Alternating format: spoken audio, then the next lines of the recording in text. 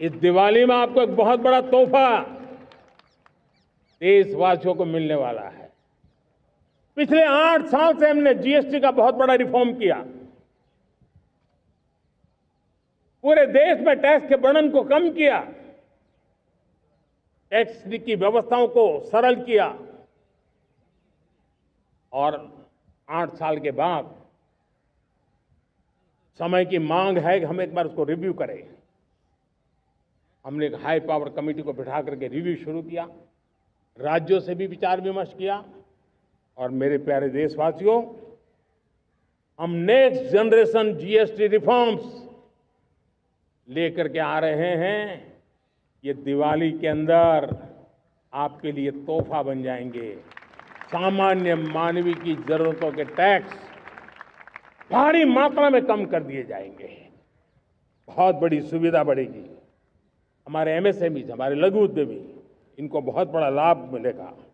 रोजमर्रा की चीजें बहुत सस्ती हो जाएगी और उससे इकोनॉमी को भी एक नया बल मिलने वाला है। आज 15 अगस्त का एक विशेष महत्व भी मैं देख रहा। मुझे बहुत गर्व हो रहा है।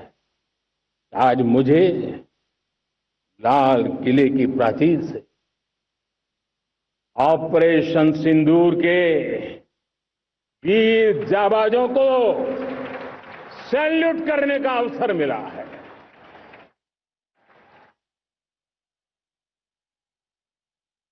हमारे वीर जाबाज सैनिकों ने दुश्मनों को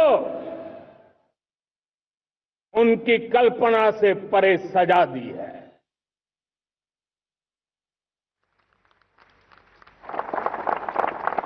और इस अपील को पहलगाम में सीमा पार से आतंकियों ने आकर के जिस प्रकार का कत्ले आम किया, धर्म पूछ करके लोगों को मारा गया। पति के सामने पति को गोलियां दी, बच्चों के सामने अपने पिता को मौत के घाट उतार दिया गया। पूरा हिंदुस्तान आक्रोश से भरा हुआ था। पूरा विश्व भी इस प्रकार से संहार से चौंक गया था। मेरे प्यारे देशवासियों, ऑपरेशन सिंदूर उसी आक्रोश की अभिव्यक्ति है।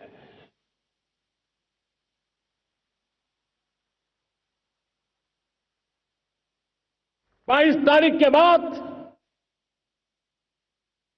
हमने हमारे सेना को खुली छूट दे दी।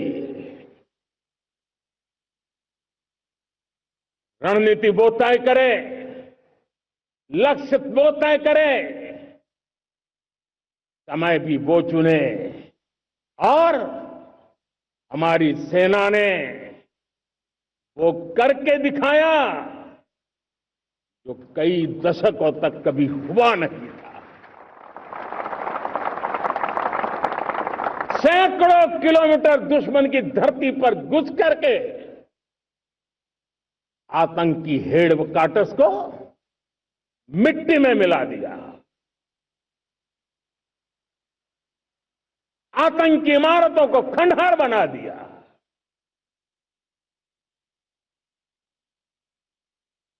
पाकिस्तान की नींद अभी भी उड़ी हुई है।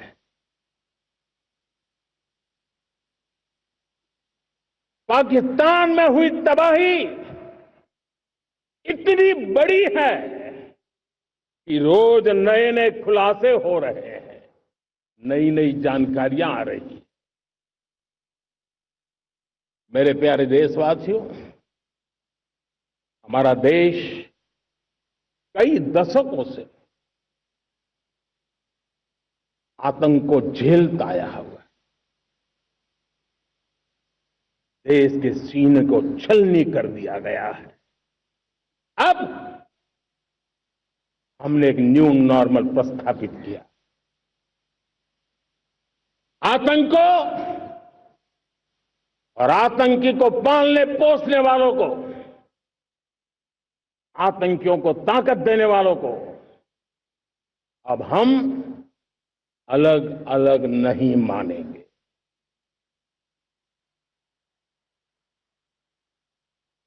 वो मानवता के समान दुश्मन है, उनके बीच कोई फर्क नहीं है। अब भारत ने तय कर लिया है कि न्यूक्लियर की धमकियों को अब हम सहने वाले नहीं हैं। न्यूक्लियर ब्लैकमेल लंबे अरसे से चलाया, अब वो ब्लैकमेल नहीं सहा जाएगा।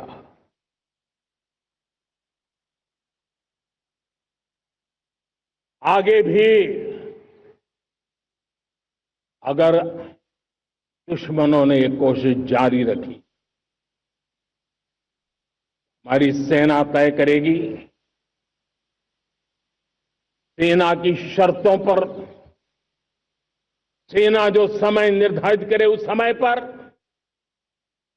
सेना जो तौर तरीके तय करे उस तौर तरीके से, सेना जो लक्ष्य तय करे उस लक्ष्य को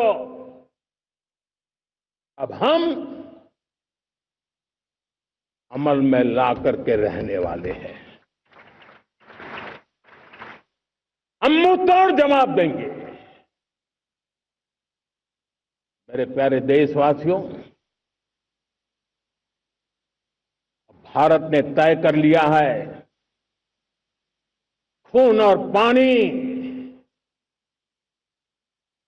एक साथ नहीं बहेंगे।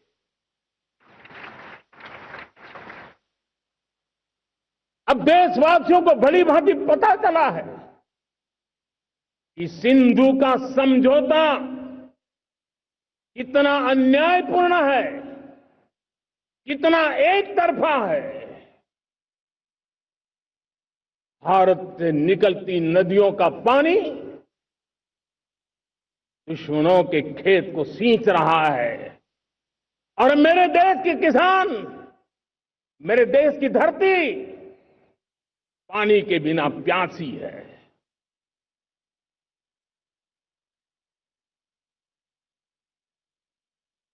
ये ऐसा समझौता था इसलिए पिछले 7 दशक से मेरे देश के किसानों का अकल्पनीय नुकसान किया है।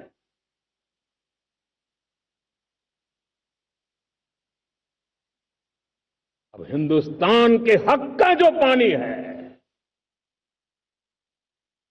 उस पर अधिकार सिर्फ और सिर्फ हिंदुस्तान का है, हिंदुस्तान के किसानों का है। भारत कतई सिंधु समझौते को, उस स्वरूप को दशकों तक सहा है, उस स्वरूप को आगे नहीं सहा जाएगा। किसान हित में, राष्ट्र हित में ये समझौता हमें मंजूर नहीं है।